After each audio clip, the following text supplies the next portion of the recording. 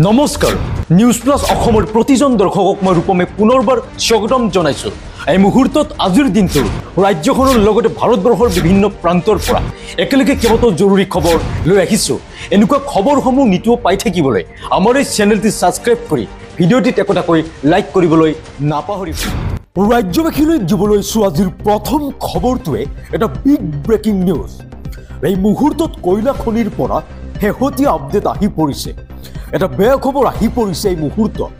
এতিয়া জটিলতা বাঢ়িছে বুলি জানিব পৰা গৈছে কয়লা খনি। এই মুহূৰ্তত ব্যৰ্থ হৈছে উদ্ধাৰকাৰী দল।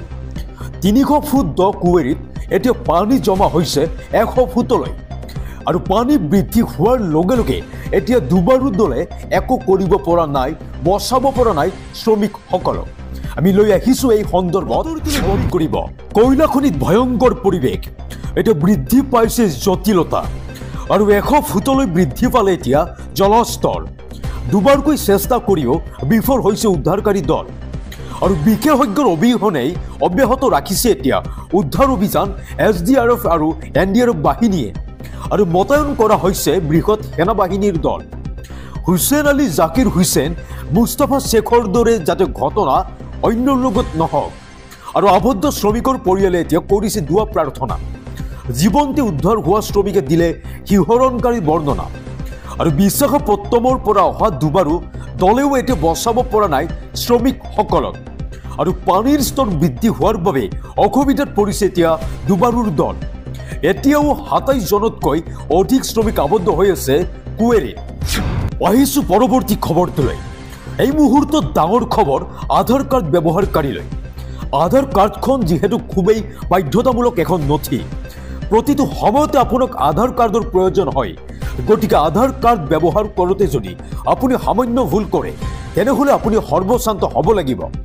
গতিকে আধাৰ কাৰ্ডখন আপুনি সুৰক্ষিত কৰিবলৈ, আধাৰ কাৰ্ডখনত থকা সকলো তথ্য সুৰক্ষিত কৰিবলৈ আপুনি জানি লওক ৫টা প্ৰক্ৰিয়া। এতিয়া যিহেতু প্ৰবঞ্চকে বৃহৎ জাল পেলাইছে সমগ্ৰ ৰাজ্যত, আধাৰ কাৰ্ড ব্যৱহাৰকাৰীক লৈ জনাই আছোঁ এই মুহূৰ্তত সবিশেষ খবৰ। প্ৰতিজন আধাৰ কাৰ্ডৰ গৰাকীয়ে বাতৰিটোলৈ মন কৰিব। আধাৰ কাৰ্ডৰ গৰাকীৰ বাবে ডাঙৰ খবৰ এই মুহূৰ্তত। এতিয়া আধাৰ কাৰ্ড ব্যৱহাৰকাৰীক লৈ প্ৰবঞ্চকৰ জাল। সামান্য ভুল হ'লেই হেৰুৱাব আপুনি সকলো। কিন্তু ক'ত কিদৰে ব্যৱহাৰ কৰিব আপুনি আধাৰ কাৰ্ডখন লৈ আহিছোঁ সবিশেষ। আজিয়ে জানি লওক সকলো। এতিয়া ৫টা প্ৰক্ৰিয়াৰে সুৰক্ষিত কৰি ৰাখক আপোনাৰ বাধ্যতামূলক নথি আধাৰ কাৰ্ডখনক। আধাৰ জমা দিয়াৰ আগতে নিশ্চিত কৰক নথি পত্ৰৰ বিৱৰণ। আৰু আপোনাৰ আধাৰ কাৰ্ডত থকা তথ্য সুৰক্ষাৰ বাবে ব্যৱহাৰ কৰক মাস্ক আধাৰ।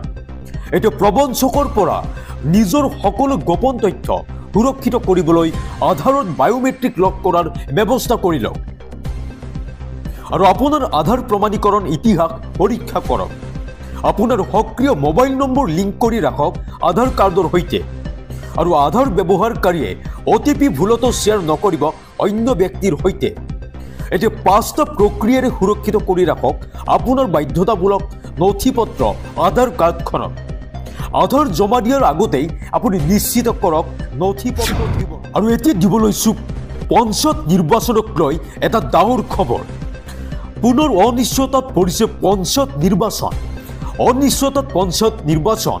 এতিয়া অধিসূচনা জাৰিৰ বাবে চৰকাৰে নাপালে অনুমতি। আমি লৈ আহিছোঁ এই সন্দৰ্ভত সবিশেষ। পঞ্চায়ত নিৰ্বাচনক লৈ আহি গ'ল ডাঙৰ খবৰ। নিৰ্বাচনী অধিসূচনা জাৰিৰ বাবে চৰকাৰে নাপালে এতিয়া অনুমতি। আৰু উচ্চ ন্যায়ালয়ে গ্ৰাহ্য নকৰিলে নিৰ্বাচন স্থগিতাদেশ নিৰ্দেশ আৰু সংশোধনীৰ বাবে জনোৱা আবেদন। এই গোচৰটোক লৈ ন্যায়ালয়ত চলিছিল ৪ ঘণ্টীয়া শুনানি। আৰু কাইলৈ পুনৰ ন্যায়ালয়ত চলিব শুনানি। উচ্চ ন্যায়ালয়ে গ্ৰাহ্য নকৰিলে নিৰ্বাচন স্থগিতাদেশ নিৰ্দেশ আৰু সংশোধনীৰ বাবে জনোৱা আবেদন। আৰু এতিয়া দিব লৈছোঁ ৰাজ্যবাসীলৈ দেশৰ ৰাজনীতিৰ এটা বিগ আপডেট। লালু প্ৰসাদ যাদৱৰ প্ৰস্তাৱ নাকচ কৰিলে নীতিশ কুমাৰে আৰু ক'লে নৰেন্দ্ৰ মোদীক এৰি মই ক'তো নাযাওঁ। মোদীৰ সৈতে মিত্ৰতা সদায় থাকিব। আজিৰ দিনটোত নৰেন্দ্ৰ মোদীক লৈ ডাঙৰ মন্তব্য কৰে নীতিশ কুমাৰে। নৰেন্দ্ৰ মোদীক এৰি মই ক'তো নাযাওঁ। নৰেন্দ্ৰ মোদীৰ হাতখন মই এৰি নিদিওঁ। আৰু নৰেন্দ্ৰ মোদীক মই বিশ্বাসঘাতকতা কেতিয়াও নকৰোঁ। এতিয়া বিহাৰৰ মুখ্যমন্ত্ৰী নীতিশ কুমাৰে সলনি কৰিলে সকলো সমীকৰণ। এইটো কেন্দ্ৰত NDA চৰকাৰেই থাকিব, কোনো কাৰণতেই NDA ত্যাগ নকৰোঁ বুলি স্পষ্ট কৰিলে নীতিশ কুমাৰে। আৰু মোৰ বিষয়ে যিবোৰ কথা ওলাই আছে এয়া সকলো মিছা। এতিয়া মই মোদীৰ সংগ ত্যাগ নকৰোঁ, লালু প্ৰসাদ যাদৱৰ প্ৰস্তাৱ নাকচ কৰিলে নীতিশ কুমাৰে। আৰু আমি বিজেপিৰ সৈতে একেলগে আছোঁ, একেলগে থাকিম বুলিও কয়। দুবাৰ ভুল কৰিলোঁ আৰু ভুল নকৰোঁ আমি। ভুলতে আমি দুবাৰ ভুল সিদ্ধান্ত ল'লোঁ। আমি বিজেপিৰ সৈতে একেলগে দেশৰ লগতে বিহাৰকো অবিৰতভাৱে আগুৱাই লৈ যাম।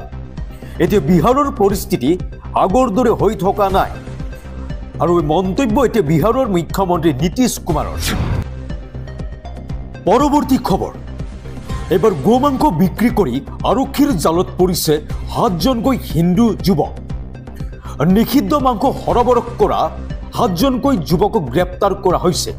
কিন্তু এই নিষিদ্ধ মাংস সৰবৰাহৰ আঁৰত কোন আমি জনাই আছোঁ এই মুহূৰ্তত। সবিশেষ গোমাংস বিক্ৰীৰ লগত জড়িত ৰাজু ৰাম, গংগাৰাম, মহৰ সিং, বীৰভাং, বীৰ সিঙক গ্ৰেপ্তাৰ কৰা আৰক্ষীয়ে।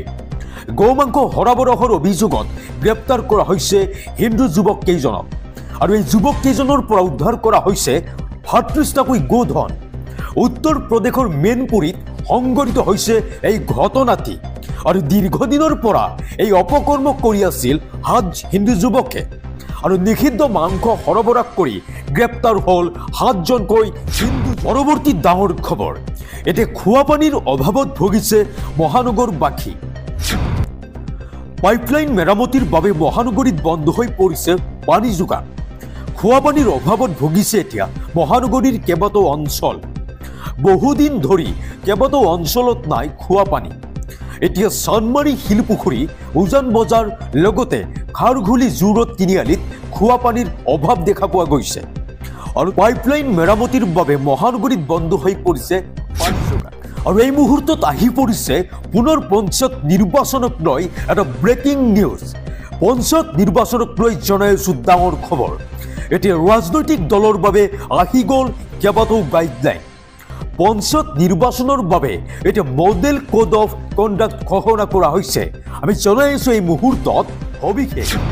এই মুহূৰ্তত জনাই আছোঁ এটা অতিকৈ গুৰুত্বপূৰ্ণ খবৰ পঞ্চায়ত নিৰ্বাচনক লৈ। পঞ্চায়ত নিৰ্বাচনৰ বাবে এতিয়া মডেল কোড অফ কণ্ডাক্টৰ ঘোষণা। এতিয়া কি কৰিব পাৰিব ৰাজনৈতিক দলসমূহে বা কি কৰিব নোৱাৰিব ৰাজনৈতিক দলসমূহে, ইয়াক লৈ আহি গৈছে গাইডলাইন। ৰাজনৈতিক দলৰ বাবে গাইডলাইন প্ৰকাশ কৰিলে ৰাজ্যিক নিৰ্বাচনী আয়োগৰ তৰফৰ পৰা। এতিয়া কেইবাটাও নিয়ম বান্ধি দিয়া হ'ল ৰাজনৈতিক দলসমূহক। মন্দিৰ, মছজিদ, গীৰ্জাক ৰাজনৈতিক মঞ্চ হিচাপে এতিয়া ব্যৱহাৰ কৰিব নোৱাৰিব কোনো ৰাজনৈতিক দলে। লগতে ধৰ্মীয় অনুভূতিত আঘাত সনা মন্তব্য দিব নোৱাৰিব প্ৰাৰ্থী বা দলে। আৰু সাম্প্ৰদায়িক মনোভাৱেৰে প্ৰাৰ্থীয়ে বিচাৰিব নোৱাৰিব এতিয়া ভোট। আৰু ভোট কেন্দ্ৰৰ 100 মিটাৰৰ ভিতৰত প্ৰচাৰ চলোৱাত এতিয়া নিষেধাজ্ঞা জাৰি কৰা হৈছে। আৰু ব্যক্তিগত সম্পত্তিত অনুমতি অবিহনে এতিয়াৰ পৰা লগাব নোৱাৰিব বেনাৰ, পোষ্টাৰ। এতিয়া নিৰ্বাচনী সভাৰ বাবে আগতীয়া অনুমতি ল'ব লাগিব ৰাজনৈতিক দলসমূহে। আৰু জাতি ভাষাক লৈ প্ৰাৰ্থী বা দলে এতিয়া আগবঢ়াব নোৱাৰিব কোনো ধৰণৰ বিতৰ্কিত মন্তব্য বা ভাষ্য। আৰু কোনো প্ৰাৰ্থী বা দলে উৎকোচ দিব নোৱাৰিব ভোটাৰক। আমি জনাই আছোঁ পঞ্চায়ত নিৰ্বাচনক লৈ এই মুহূৰ্তত ব্ৰেকিং নিউজ। এতিয়াৰ পৰা কোনো প্ৰাৰ্থী বা দলে উৎকোচ দিব নোৱাৰিব ভোটাৰক। ভোটাৰক কোনো প্ৰকাৰৰ ভয় ভাবুকি দেখুৱাব নোৱাৰিব প্ৰাৰ্থী বা দলসমূহে। আৰু ব্যক্তিগতভাৱে কাৰোবাক সমালোচনা কৰিব নোৱাৰিব এতিয়া কোনো প্ৰাৰ্থীয়ে।